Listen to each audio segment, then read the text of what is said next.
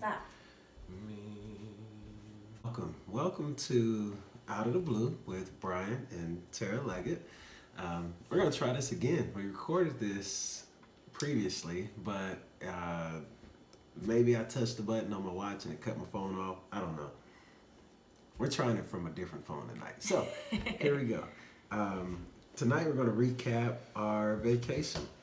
We're gonna talk a little bit about why we vacation the way we do and have done previously in the past years, and We're just gonna ramble to you guys yeah, about what's been going on. We haven't done Marriage Monday in a few weeks.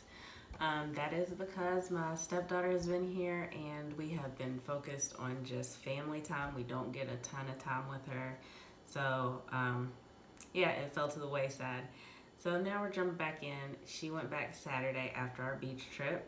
And we vacation a little differently than some people, but I think a lot of families probably do vacation like us. When we first got married, first of all, we go to Virginia Beach every year because my in-laws gifted us a trip to Virginia Beach for our honeymoon, and we have gone back every year since we got married with the exception 7 of years one. ago, with the exception of 1 year, which we went to the Outer Banks in North Carolina. Yeah. But we used to always just book a hotel on the beach somewhere, roll with that. We started booking Airbnbs, which if you click the link in the info of this video, you can sign up. But we started booking Airbnbs when LB was born. The reason being is vacationing with kids is like not even a thing. You're just on a trip that happens to be somewhere nice. It's important to us to keep LB's bedtime because if not, he's a jerk. And we didn't want everybody to have to be lights off at 8 p.m. or 7:30 p.m.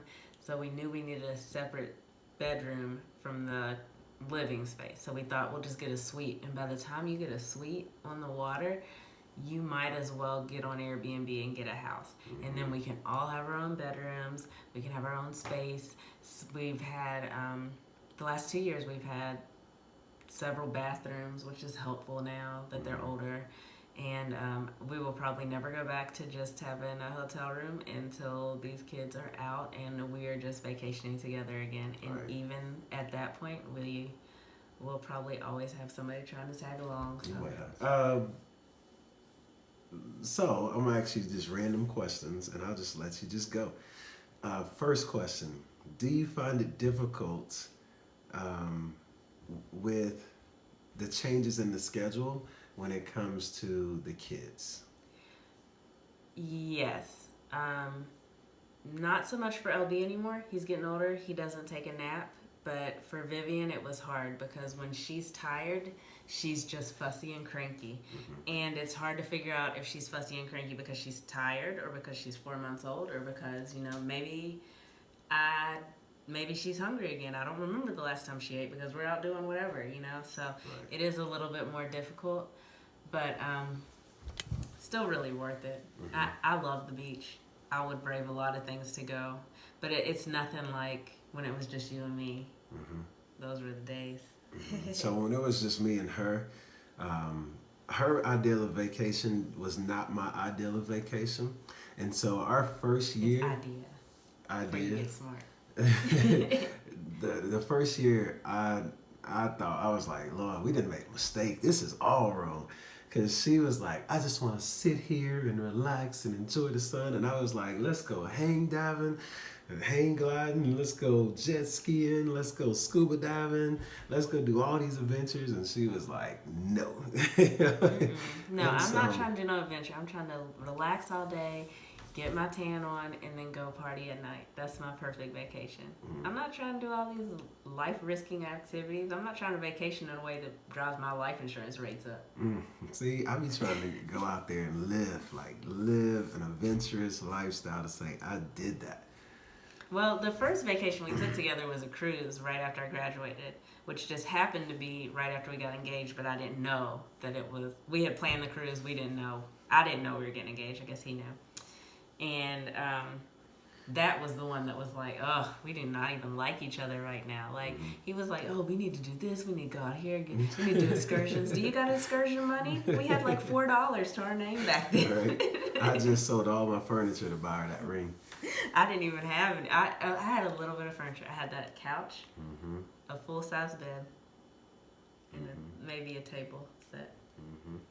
And a TV that you pour water on. No, it's the cable box. I sleep off when I'm stressed out. And first of all, water got on that cable box. We don't know how. It got turned back in. We knew how. All right. So next question is, how do you feel like year to year, we kind of do the same thing when it comes to vacation? Other than where we're staying and how we're staying, what else do you feel like is progressing year to year? I feel like every year we get better at booking somewhere, like location-wise. We know the area a lot better. And I'm kind of better at getting a house for what we need. Because, like, for example, cost-effective, you want to have the least number of bedrooms you can have. But I've learned that for the kids, they don't really care that much if they have their own bedroom, as long as they have their own beds. And it's not a blow-up bed or anything. They're happy. So, like, Alayla and LB didn't have their own room last year, and she was, But this year, they didn't have their own room, but they had 2 twin beds, and they were cool. Which I don't know how 2 twins is different than 1 king. Because, man, them kids sleep wild. Then they know each other sleeps wild. So, all right. So, next question is. Well, I want to ask you a question. Oh, okay.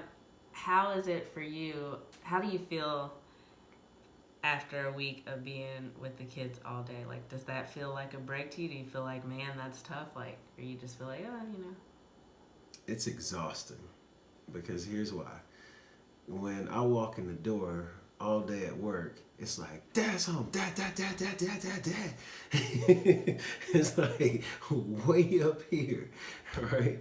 And so I think when we vacation, that attitude doesn't change. It's just I'm around more. They expect that energy from you. Also. I can see that. So it's just like, let's go play, let's go walk, let's go do this, let's go talk, let's go do this. I told him he didn't set the standard right though, because like these kids know they don't ask you for They nothing. don't ask me to get in the ocean.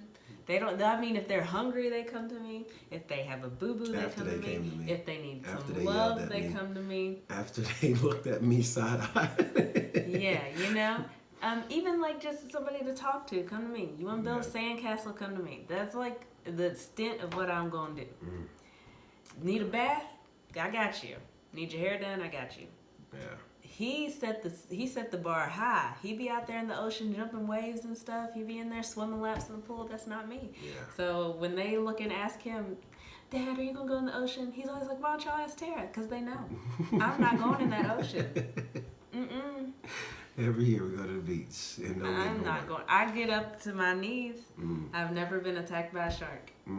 Fact. Riptides never have gotten me. Because I'm not out there. So to answer your question, it is taxing. The last 2 days I slept on and off for like 16 hours. And it was just because I was so tired. That's what you wanted though. You don't want a vacation where you just sit still. The That's kids ain't gonna let you get it. That's different. So yeah, it's fun in different ways for me because I needed a break when we used to just go by ourselves. I was working in that lab on my feet all the time. Not saying that I don't need a break now, but like I was really enjoying the break then. That now I just really enjoy knowing that like when they go back to school and they say, how was your summer? Like they can tell them, oh, I went to the beach. I had a great time at the beach. I did this, I did that. Like I like giving them that experience. So how do you feel like it's different with, all right, so Layla is your stepdaughter, right? We don't really consider her a stepdaughter. She's just a part of the family. We've all been together for too long to do the step thing. But even so, like... I have to say step though because I'm so young. There's no way I could have a 12-year-old. So, physically impossible. How do you feel like it is vacationing with her, who you know she's not going to be around? So like if I'm tired and I don't want to go jump in the pool with LB, it's fine. We'll make it up next week, right? Do you feel like the standards are different with Layla? I used to in the beginning. I used to feel like it had to be like a big event every time she was here, and but then it ends up like I feel like to bond as a family, everybody has to be enjoying it. You can't just drain yourself dry. You know, like so I mean, I don't like to tell the kids no we're at the beach because how often are we at the beach? You know, if it's reasonable, cool, but I'm not getting that water. But I don't know. I don't push it to the point where I'm not enjoying myself. You know. Okay. What about you? I know you do. You go the extra mile. I do, because there's only so many times, like, her and our moments are already been fractioned, right? And then, or cut to a fraction. And then on top of that, like, the moments now are the ones that she's actually going to remember. And I almost be upset. I'd be like, you don't remember that Disney on Ice trip where I bought a limo for you? No. She was 3 and she don't remember. You know, so it's just like, we did all of these grand gestures all her life. And she'd be like, oh, tell me that story, Dad. And I'm like, you don't remember that? But now she remembers every single thing now.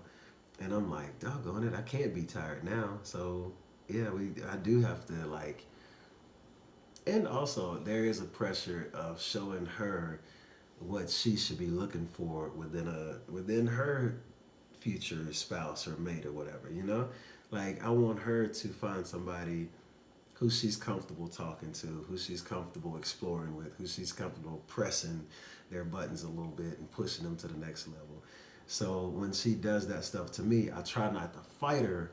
I try to just like show her how a man should.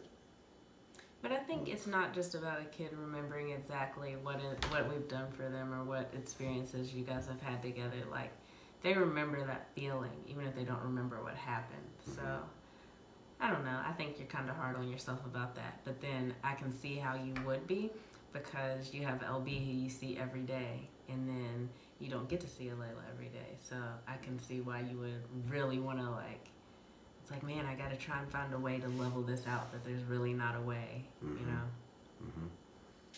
All right, your question. Well, I just asked you your question back. Oh, okay. So here's one. Do you feel like you try to overcompensate with experiences and to the point of kind of getting yourself tired out? What you mean? Like how we were just talking about how you feel like you have to always be like, yeah, we'll go do this, we'll go do that, we'll go do this when Layla is here. I feel like there are things less exhausting that she would love to do with you too. Like watching those terrible movies. Those, I mean, those lovely romantic comedies. What if videos that she be watching? Vines? No, not the Vines. She has these little videos that she watch where it's like, yeah, I think it's called the 7-second rule. And you get seven, like it gives you a story and it gives you 7 seconds. And I be killing them things. Yeah. You don't like that stuff? It's alright. That's why I don't have to do all that exhausting bonding. We just looking at the phone. Yeah. And meanwhile, I'm like, yo, but there's like a live volleyball game going on right there. Like, why we can't watch this? None of us know the rules to that. We don't even know what's going on. Anyway. That's one thing. In the past when we've gone, since we've been taking the whole family, we try to always bring someone else with us. First year after LB was born, my parents came and stayed in a hotel room down the hall from us. That was the year we decided we would never do a hotel room again because we were always sitting on the balcony and LB was always asleep. The year after that, my sister, right? No. The year after that, we vacationed with TJ and... that was cool. That was our first house situation, right? And that was cool. Year after that, my sister came. That was last year. And then this year, my mom, my aunt, and my sister came. And even when it was just like us with Layla, we went that one time with your parents. So it's just nice to have that so that, one, it's not just like you feel like you're entertaining a kid all day.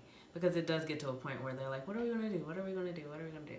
And also, I feel like it's still important for us to get some time alone. And Viv does not take a bottle, so we did get to go out to eat, just us two, but Vivian was with us. But yeah, she ain't listening to what we talking about, and I think that's really important.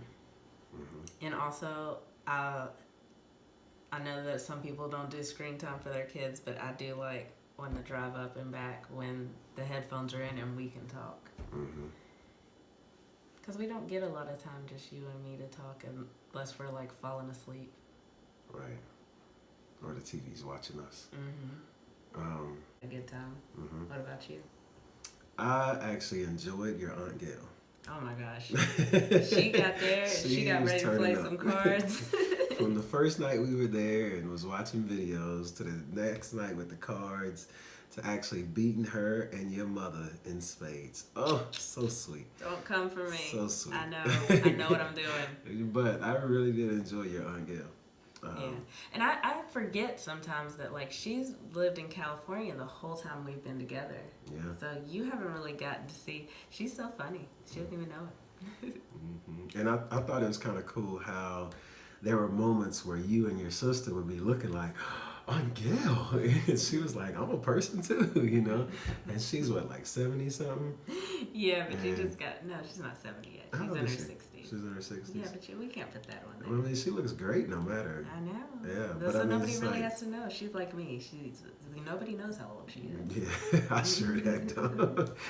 But anyway, like she just surprised me at how down to earth and how full of life she was. Is. I mean, I specifically remember being a little girl and Aunt Gail telling me girls don't fart. Like, that's the level of ooh she was when we were kids.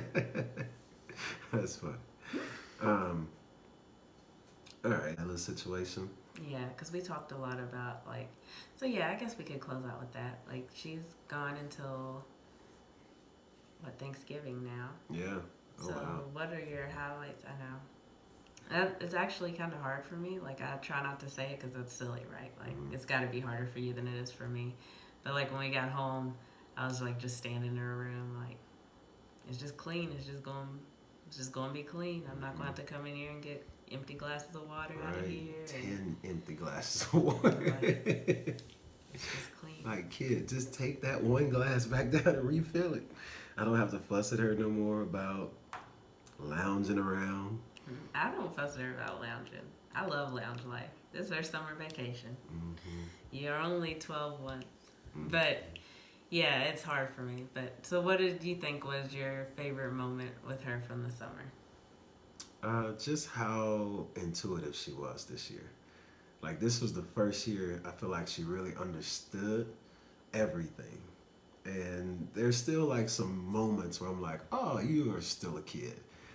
But I feel like, for the most part, she gets it. Like, she gets the grand scheme of everything that's going on. And, well, I just feel like she understands more now. It's like, before, I kind of felt like she almost bought into the idea of, well, this is Dad and his family, and I go and hang out with them. And this is my mom and my family. But now she's like, no, I just got two families. Like, this is my family and this is my family. And so I think she was just a lot more comfortable this time around. And just a lot more, like, her guard was a lot lower. And it allowed for her personality to come out a lot more this time around. Yeah. Versus last year. I think last year was a really good year too. I think since I've been able to be home and she hasn't had to go, and I know that everybody can't do that. I'm very blessed to be able to be home with the kids.